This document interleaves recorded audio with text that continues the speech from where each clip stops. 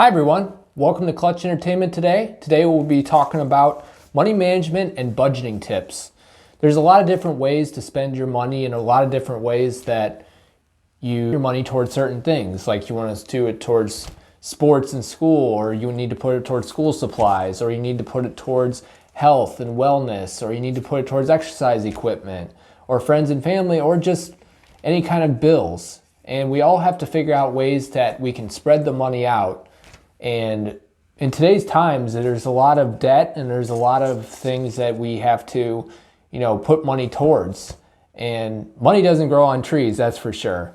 But there's also a way that we can be moderate with our money and have moderation towards a bunch of different things like entertainment, and we could put it towards what we need to pay bills on, and also towards like our friends and family gifts.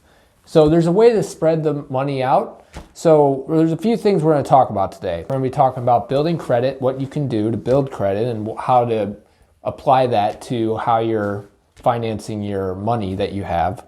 The next thing is investing ideas. So I can show you how to invest and what to invest in.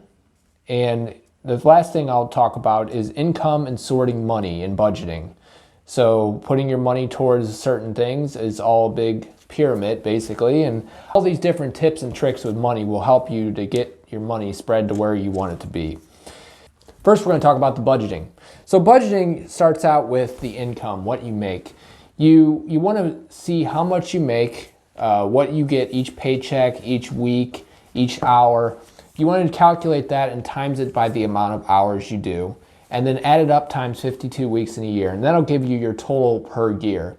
And that's very important because that basically gives you the base idea of what you can spend. And then you want to go into your expenses when you're budgeting.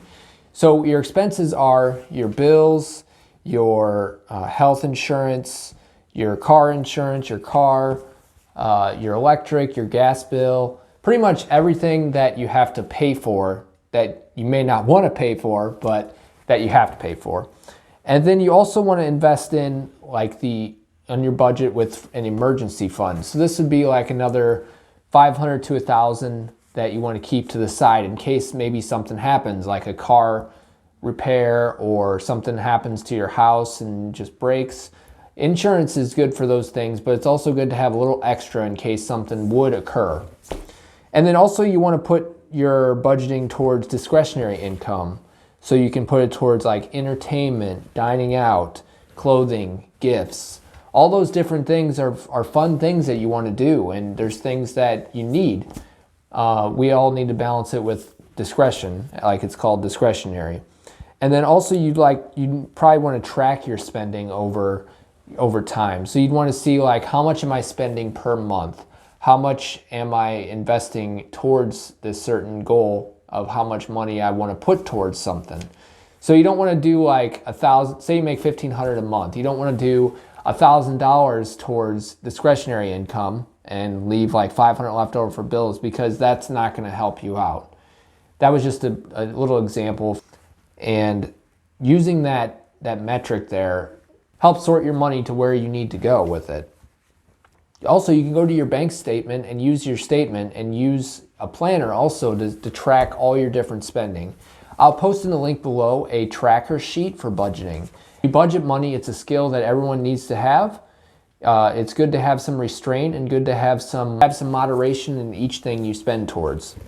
Now I'm going to talk about credit. So credit is a metric to measure how good you are at balancing your budget basically.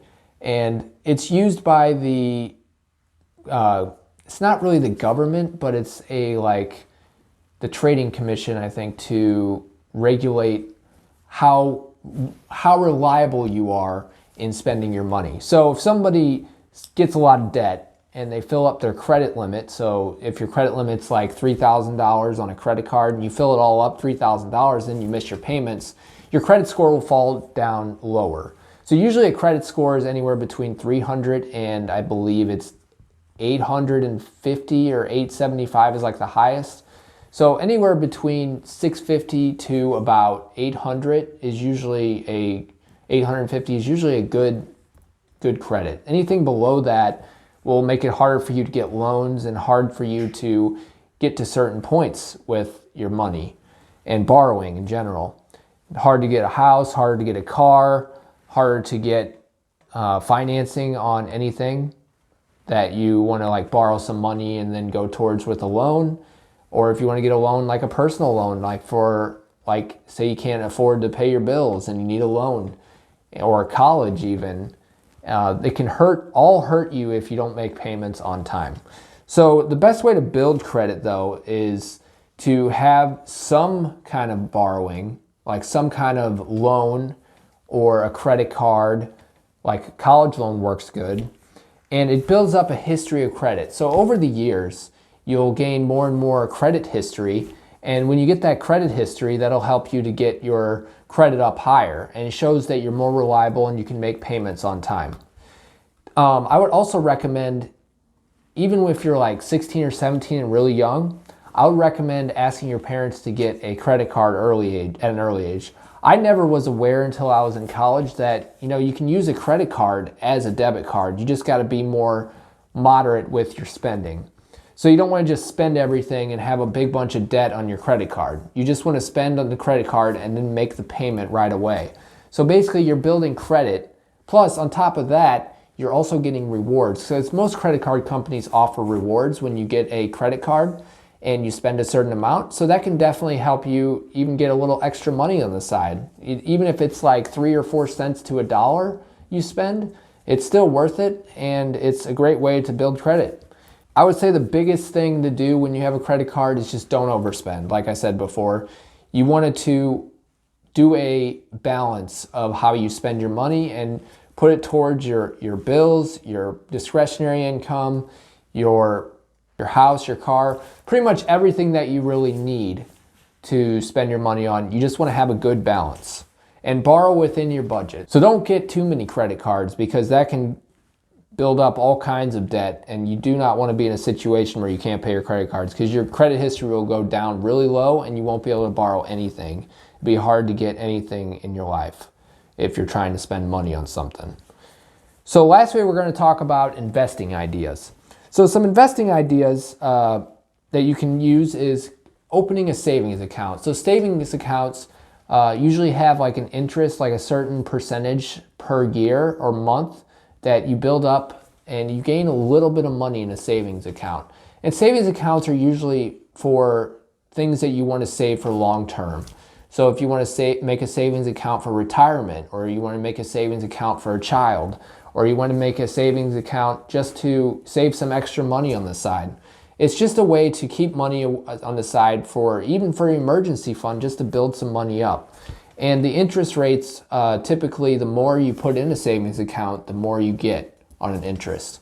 So it's also, tax deductions should help with savings accounts too.